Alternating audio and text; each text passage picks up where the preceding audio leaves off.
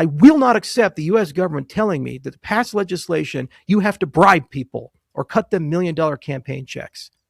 This is for the American people, the American industry, and the 55 million people who hold cryptocurrency.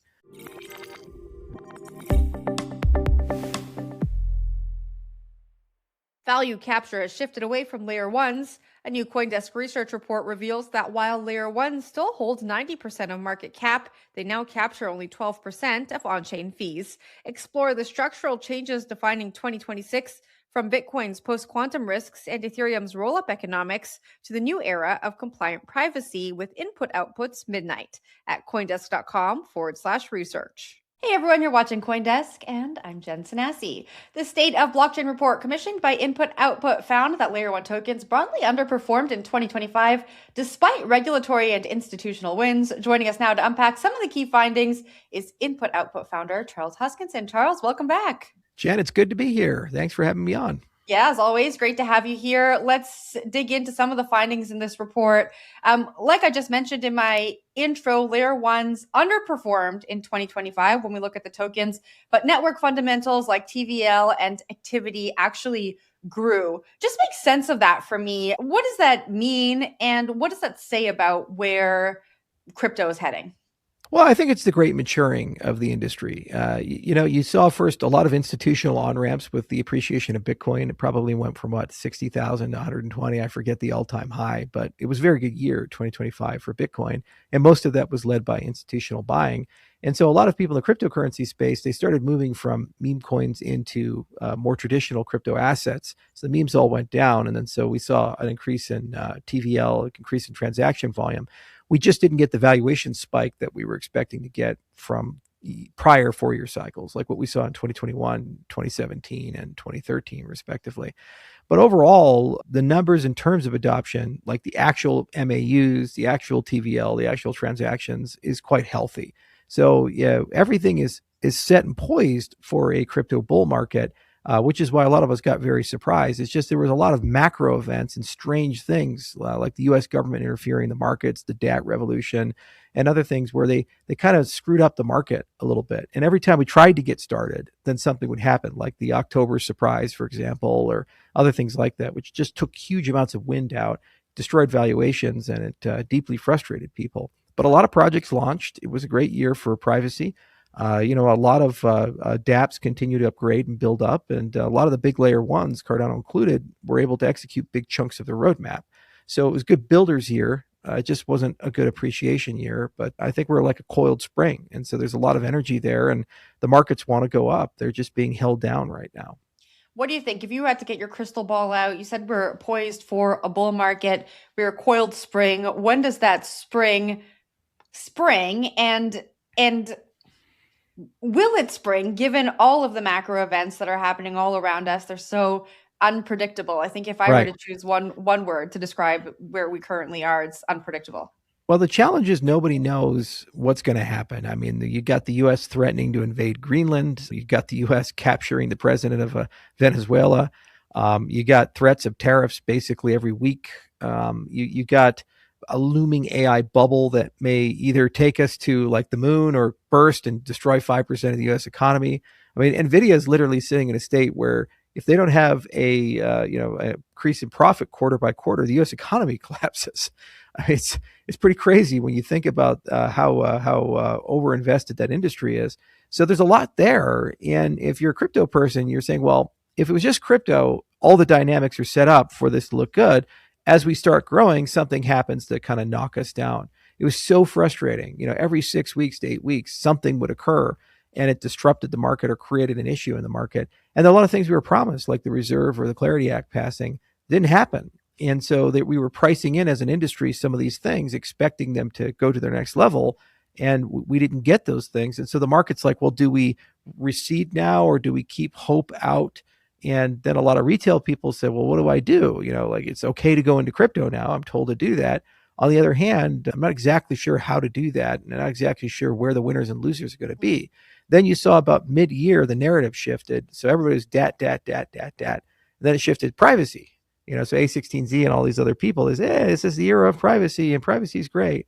Of course, I didn't write anything about midnight, even though we're more valuable than like ZK Sync, Starkware, Aleo, Mina combined. So that's always nice. But it is definitely an emerging trend. The challenge is it's not quite ready for that explosive growth that you typically see like from the smart contract sector or these others, but we're getting closer to it.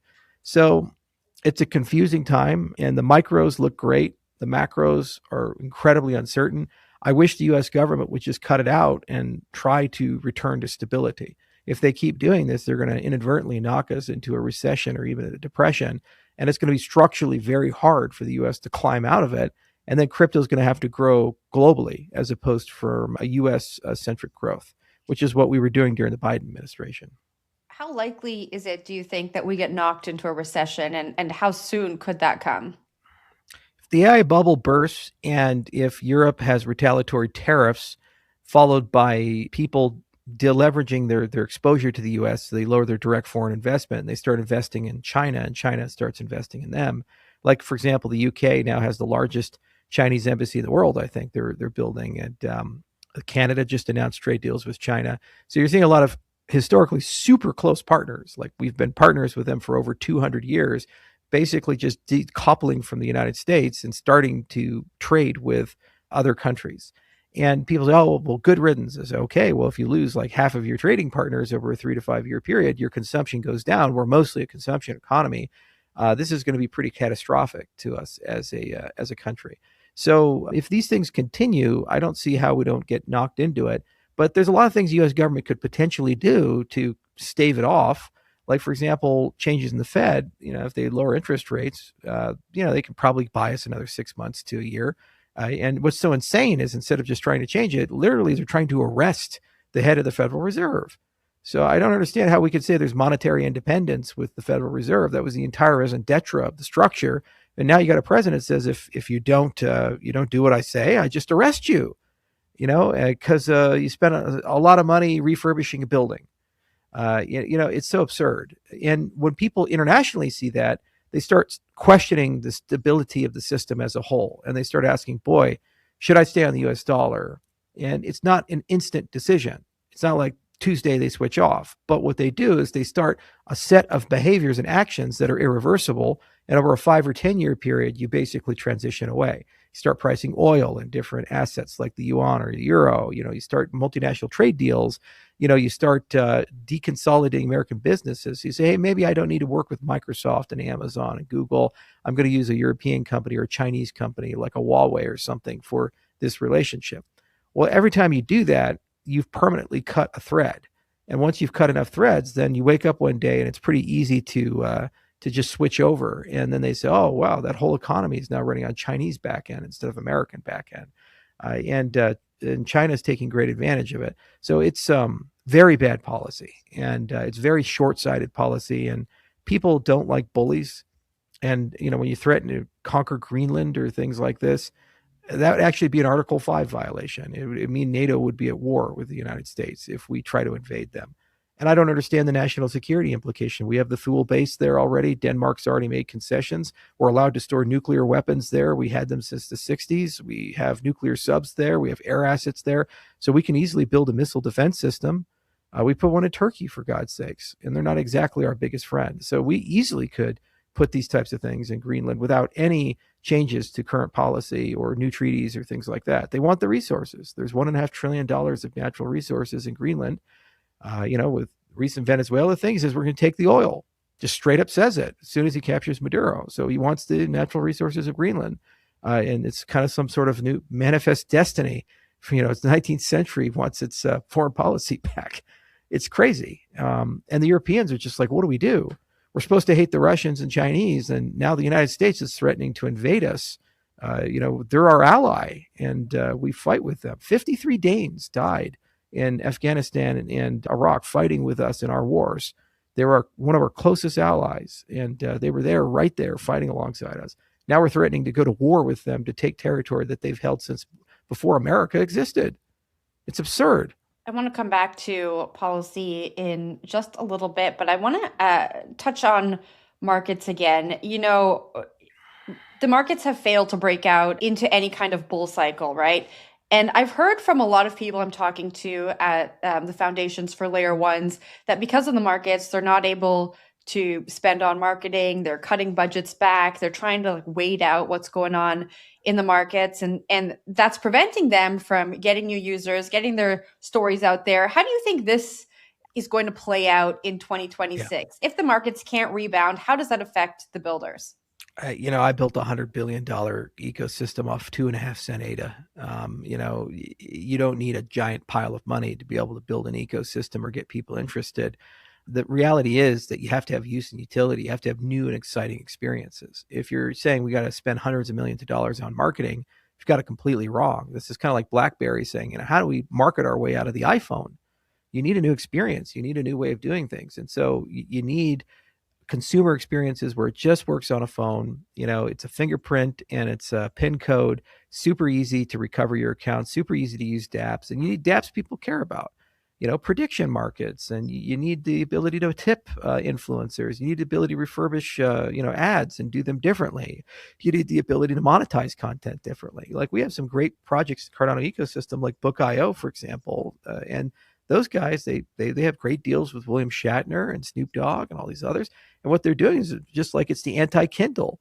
So when you buy a book there, you own it. You actually have a license, like a physical copy, even though it's digital, and nobody can take it away. With Kindle, at any moment, Jeff Bezos wakes up on the wrong side of the bed, he can push a button and suddenly a book disappears from your Kindle, like 1984. That's what crypto exists for, is for these new experiences and these new ways of doing things. And if consumers value them, they'll have natural consumption. You'll see billions to trillions of dollars enter the space. But unfortunately, what everybody's doing is chasing the bouncy ball. And they say, oh, well, we got to find a way to get the token price up and token price up. The token price is the reward you get as a result of building a great ecosystem. It's not an end to itself. And if you start conflating it that way, what you do is you create a mercenary token and basically goes up for a little bit, then it collapses completely down. So the industry as a whole, it has to pivot from a marketing first approach to a utility and use focused approach. And it has to ask, what are the top 5 or 10 killer experiences that are really transformational that if we embrace, will bring in millions, if not billions of users and their money and their time and their effort? And how do we integrate those experiences with mainstream platforms? How do we get them into YouTube? How do we get them into X? How do we get them in Meta? How do we get them into your cell phone apps that you use on a daily basis? And how do we build them in a way where people don't feel like they're using crypto? Just thumbprint and PIN code. That's what it's got to be. And they don't have to manage a wallet and think about recovery or any of these other things. And there's some people that are doing that, like Near Protocol or what we're planning on doing with Midnight. But a lot of the big guys are just kind of chasing that bouncy ball, and they're looking for the next big trend. And they went from meme coins to AI. AI didn't really work out for them. So now they're pivoting to privacy, and they think magically just saying the word privacy is going to solve the problem. What they don't understand is we've done this for now more than 10 years. We have an army of scientists that do privacy. Privacy enhancing technologies, there's more than 26 things in it. And everybody's ZK, I'm ZK. That's all. It's one of the 26. You got MPC, you got TEE, you got differential cryptography, you got homomorphic encryption, you got so many different things. And each and every one of these is a tool in a bag, and every dApp has a privacy schema. There's some sort of boundary of, how you're going to do that. So a lot of the platforms that are being promoted for privacy, especially by the VCs that they're pumping up, are not fit for purpose and don't provide real privacy. So it's a big commitment to actually go into that space, and nobody's really created an end-to-end solution. It's super, super expensive and super hard. But yet that is the bringer of the new experiences that I would argue that are actually going to bring mainstream in. Consumers are starting to get smart, and they're realizing they don't want a money system where everything they buy is tracked forever and accessible by everyone everywhere. They just don't want it. And consumers don't want to get screwed anymore. They saw meme coin mania. They saw the NFT mania. They got Justin Bieber buying shit for $1.3 million, and now it's worth like $10, if that. They saw the huge appreciation and the collapse. So they don't want to look stupid. As they want to come in and say, if I'm going to buy something or do something, I'm doing it because it's solving a problem for me or it's philosophical for me. It's not because I think I'm going to get a 10x or 100x. The age of that is over in this industry. The markets are too large, too mature, and people are too smart because they've been screwed too many times. In your eyes, who has really figured out the consumer experience or the user experience? Well, you have big improvements on the big guys, like the Brave is looking great, and MetaMask has done some good work. We try to work hard with Lace, but we're not where we need to be there. And there's plenty of people that are waking up every day, and there's alliances too. Like we worked with the Hedera Hashgraph community and the Algorand people and created the DREC Alliance. We were a founding member along with XRP. And we talked a lot about how do you do decentralized key recovery. The experience is, it's not about like, can we be so smart to figure out something new? It's more, how do we learn from Web 2? Because you got these multi-trillion-dollar companies that collectively have billions of customers, and people are perpetually addicted to, dopamine addicted to their phones and their tablets and these other things. So there's already a standard in terms of the user experience and a standard in terms of the expectations of the consumer. Okay, they want one-click install. They want automated backups. They want the ability, if they lose their phone, to just somehow it just all comes back together. And they don't want a situation where some rando can steal their money. I created now 4 cryptocurrencies. I still, whenever I send large amounts of crypto, like sweat and panic, and I have to send the test transaction and everything. And sometimes I don't send the test transaction. I know, and I'm like the most sophisticated guy you can get because I understand how the underlying cryptography works. I built the networks I'm transacting on. And if I'm having issues with this, what chance does an everyday user have with thinking this is safe and secure? So you need a system where it maps onto what they're already used to, the biometrics, the PIN code, the trust execution environments in the phone. And you need a system that replicates the Web 2 experience. We have some really cool ideas with Lace ID for Midnight, and we think we can bring that to the mainstream, and it'll be a lot of fun to see where that goes. But the industry is kind of pushing the wrong direction. They've over-indexed on the traders, the power users, the power DeFi people, because they really like the volume, they like the meme coins, they like this stuff. And they haven't realized that you're not growing the pie, but you need to bring new experiences in with a Web 2 eye. And if you do that the right way, I think you're okay. The other side of the tokenomics work against people. If you have to pay for every transaction, that's equivalent to having Google where you have to pay for every search, or Facebook where you have to pay to create an account or a subscription for a Facebook account. Vast majority of Web 2 consumers are used to the free model, and there's some back end to monetize. So, with Midnight, we have dual tokenomics, and so you can have user pay or provider pay. So we can replicate Web 2, but most cryptocurrencies don't have that. So that's another barrier that's preventing that retail adoption. It's too complicated, it's too scary, and the monetary model is wrong. So I think we can fix it, and everybody has an incentive. Whoever fixes it, it's the next $100 billion experience, for the ecosystem as a whole. So it's not like we're not motivated. We as an industry think about this every day. Value capture has shifted away from layer ones. A new CoinDesk research report reveals that while layer one still holds 90% of market cap, they now capture only 12% of on-chain fees. Explore the structural changes defining 2026 from Bitcoin's post-quantum risks and Ethereum's roll-up economics to the new era of compliant privacy with input-outputs Midnight at coindesk.com/research. You mentioned Lace ID a few times now. Just to explain how Lace ID works. So basically, it's a DID solution, decentralized identifier. And what we thought about is how do you get DIDs and layer smart compliance on top of it? And so what you can do is automated KYC, automated AML. And really, we built it first for regulated products because, all these finance people come to me and say, all these securities and the other things are going to work their way into the blockchain space, real world assets. We're like, that's great. So who's your broker dealer? How does custody work? How does compliance work? And who has the data and all this other stuff? And they usually are like, well, there's a standard for it, and that means my company will do it. It's like, how's it decentralized exactly? So we said it'd be really cool if you create a decentralized identifier and then you put layers of cryptography on top for selective disclosure. And then eventually over time, you can actually have specialized smart contracts that interact with them, and you can have settlement being compliance. So imagine Uniswap with like 2 flows, a regulated flow and an unregulated flow. And on the regulated flow, if it settles, you can trade securities, but it has the same user experience and interface that regular Uniswap has. And the user doesn't have to do much. Most of it's automated. The other side of Lace ID is trying to think around using distributed key generation to allow people to create a kind of embedded or ephemeral wallets on their phones where they actually don't have a wallet. They just use a PIN code and a thumbprint. And it's easy to reconstruct any wallet on demand and reconstruct all their dApps on demand. So it allows you to have kind of like a seamless portability experience. You basically just have your phone and just tap some stuff, and then suddenly you can start using crypto. And you don't really have to think, do I have MetaMask or Brave or blockchain or any of these other things? It just works. And it's all built on standards. DIDs have been around since 2013. And, we were founding member with the DIF, the Digital Identity Foundation. We worked on these standards. And there's a lot of great underlying technology like anon-creds or other things that rely on zero knowledge proofs. And even Google is starting to implement this. Like with Google Wallet, they have Ligero and these other solutions. So we're all kind of converging to the same standard stack. And really, I want to live on a password-free internet where I can prove anything to anybody anytime. And I want to be able to embed experiences from all the places I'm at. So like we have a Discord, we have desktop application, we have mobile app, we have browser app. I'd like, regardless of which experience I'm in, to be able to take my identity with me.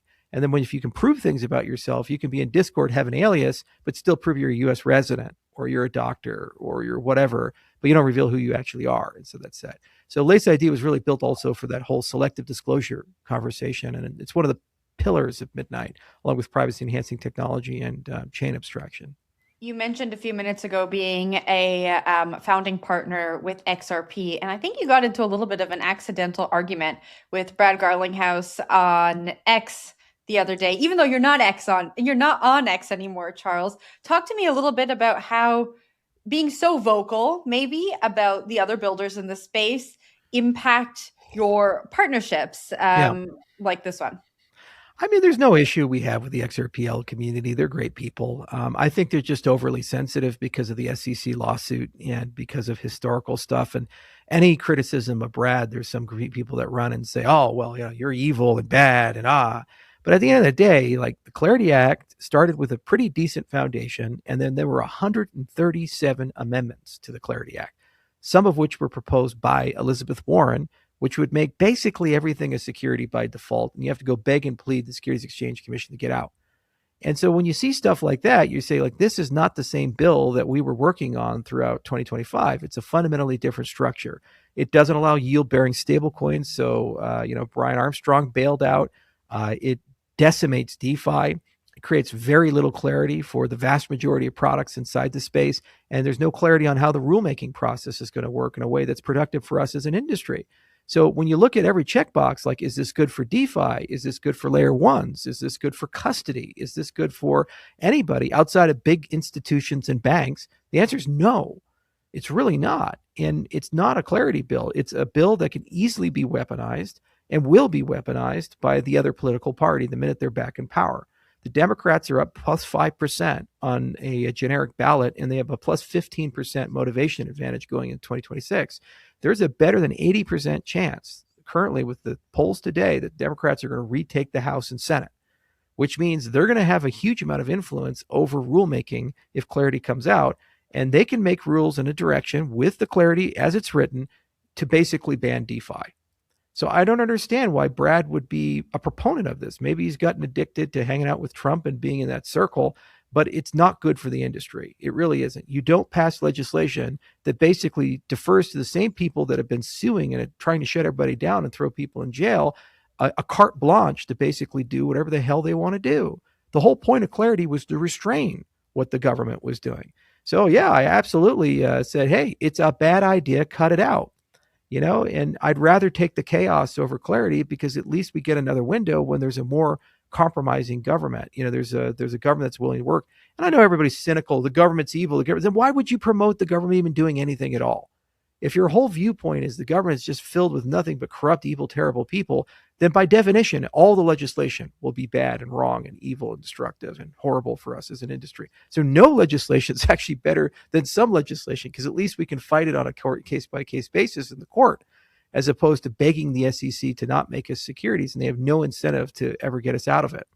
When I started this process in 2025, what I recommended was that we had the industry come together vertical by vertical, and everybody within 90 days write down what they wanted. The exchanges, the layer ones, the DeFi applications, the NFT market, the meme coin market, the wallet builders, et cetera, et cetera. And then what you do is you try to find the Venn diagram of where does it all intersect with what the needs of the enforcement arms of the government are. And then you create some basic principles about what industries do we want to promote and do we not want to promote. This would have required the political courage to update and modernize the Securities Exchange Act of 1933. Nobody wanted to do it. But the problem is that you can't make everything not a security. If you're a yield-bearing stablecoin, it's got a centralized issuer. You do no work. You're not staking. You're not doing anything. You get a yield. How's it any different than a bond or buying a treasury or these types of things? It's a security at the end of the day. But we could actually have the blockchain be a mechanism of disclosure. We can have the blockchain automate compliance. And that means your regulatory burden of being a security has gone down by an order of magnitude. Nobody would care, and they would all have the same liquidity as non-securities. But that would require the courage to update the law. And they didn't want to do that. So what they tried to do instead is create this Frankenstein's monster that kind of carved out and gave all this extra power to the CFTC. The SEC got jealous about it. And so they went to the crypt keeper, Elizabeth Warren, and said, hey, sneak in for bipartisanship, all these things to give us the power back. And when Atkins is gone and you have Gary Gensler 2.0 with some future Democrat, they can now weaponize this in a way that could actually give them far more legitimacy than they had when Gary was suing everybody and damage the industry catastrophically. On the flip side of that argument, a lot of folks are saying if we don't have legislation, the same thing could happen when the next SEC chair is there, when the next CFTC chair is there. They can make rules. We might go back to an era similar to the one we saw with Gensler, and we'll see more states taking their own actions. How do you respond to that? It sounds like we're just kind of stuck and there's no good way to go. Well, here's the thing. If you have legislation and the legislation gives unilateral authority to the SEC to be judge, jury, and executioner, you have Gary Gensler with the law behind him. Gary Gensler didn't have the law behind him, which is why he was losing lawsuit after lawsuit, and things were starting to burn out. So you have much worse scary Gary because he automatically wins every single lawsuit and he can sue every single person in the industry and damage all the liquidity in the industry. Also, the way the bill is written is it's a love letter to the banks. It's going to result in hyper-centralization of the industry, and the follow-up act through rulemaking is to ban non-custodial wallets. What they're going to do is the same what Europe wants to do. Within 5 years, they want to push all crypto where you don't own your own crypto, you don't hold your crypto. It's held by somebody else who's a regulated financial actor. So how's this any different than any other financial product at this point? There was a principles-based way to approach this where everybody would get something and you would allow a legitimately new and interesting industry to grow up and exist. And it required compromise and bipartisanship and listening to people. Instead, what they did is said, we don't have to listen to anybody. We got the votes. We can do whatever the fuck we want to do. And then when they realized they didn't, they had to go to the very people who tried to kill crypto and let them amend the bill 137 times to go ahead and change the bill to basically give power to Gary again. So I reject the argument altogether that somehow something is better than nothing. Nothing, at least we could win in court. With something that's the wrong something, we can't. In which case the industry is dead in America. And everybody's just going to be automating. It's great for me for midnight because smart compliance, I can blacklist US customers, so we can have a global network and exclude the United States. But that means every real DeFi project will have to start excluding the United States. Just like in 2007, I think, when they banned online gambling. So we just basically say the U.S. is not open for business. The whole U.S. cryptocurrency market dies. And if they wanted some data points on what we should do, maybe the crypto czar, when he came into power, should have asked the industry. I didn't get a questionnaire. Coinbase didn't get a questionnaire. Consensus didn't get a questionnaire. Kraken didn't get a questionnaire. None of the wallet builders got a questionnaire of what do you guys want? No one asked. It was instead cut $1 million checks to us, and then you're going to be invited to our parties, and you can curry favor, and you can figure out, if you're in or out. And people say, oh, Charles is just sour grapes. No, I just don't like corruption. Either you build it right or you don't build it at all. But I fucking hate corruption. I really do. I hate this idea, and I will not accept the U.S. government telling me that to pass legislation, you have to bribe people or cut them $1 million campaign checks. This is for the American people, the American industry, and the 55 million people who hold cryptocurrency. We should never accept people saying to participate in the process, you have to indulge in patronage and donations. This should have been by market size. How many customers do you have? How large is your market capitalization? How big of an economic impact do you have? What do you need? Where have you been hurt? What do you need? And then we could put it all together, go to the government, say, yes, BitConnect happened. Yes, OneCoin happened. Yes, all this Luna happened and FTX happened. So yes, we need some regulation. Okay, so what do you need, DOJ and CFTC and SEC? And you put them together as a compromise. You have to update the tax code. You have to update the securities law. And you have to update and have bespoke new legislation for the industry. And it can be absolutely bipartisan because there's just as many Democrats who hold crypto as there are Republicans who hold crypto. And you know what? I imagine a lot of Democrats running 2026 would like some left-wing crypto billionaires to cut them $10 million checks. Okay, so a good leader can rally people and give everybody something, and then everybody can agree this is a new industry that's going to create $10 trillion of wealth for the American people. Instead, we squandered it as an industry. And some of our industry leaders are starting to recognize that, and they're backing away from it, like Brian. And other industry leaders are somehow in this delusion that because they're in the in crowd right now, magically they're always going to be in the in crowd. They're not. The Democrats have said crypto equals Trump equals corruption. They're publishing report after report saying of how corrupt this whole thing is. They're running in 2026 against crypto. They're not magically going to be pro-crypto now.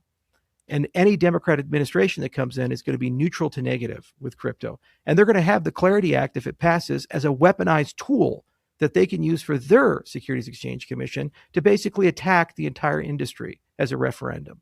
So all these people that are cutting huge checks, they're first on the subpoena list to say, hey, what'd you say? And how'd you get in the reserve? And how'd that work out? And what was that meeting about? And what do you say here? Maybe we need to investigate you a little bit. They're going to pay within 24 to 36 months for what's going on right now. And it's not something that should have happened. It's one of the reasons why we didn't have the bull market. We could have had it if we had a bipartisan process. We could have passed a law last year in a non-controversial way. I mean, Jen, how many conversations have you had with a normal person at a coffee shop where they've argued with you about the definition of Howie and how securities exchange law works? Yeah, no American cares. They just don't. And so if it's not controversial, the American people don't care, that is where you can be bipartisan. No one's going to punish a Democrat or Republican for updating and modernizing the tax code or the Securities Exchange Commission Act, any of these things. They're just not. So we could have been bipartisan by creating Trump coin, the process David followed, the patronage structure that they followed. It created an environment where crypto equals Trump. So now they care because if you're pro-Trump, you're pro-crypto. If you're anti-Trump, you're anti-crypto. They made it a partisan issue. And our industry should have called this out and said, wait a minute, Trump leaves office in 2029. Why would we live with this? That for the rest of time, we get labeled as an alt-right thing when this is for everybody, every American. That was my issue with this whole thing. And I think anybody who keeps propagating this and doesn't speak out against it, they're naive because the consequences are going to be terrible when the other party comes back in power. All right, Charles, that's all the time we have. Thanks so much for joining us today.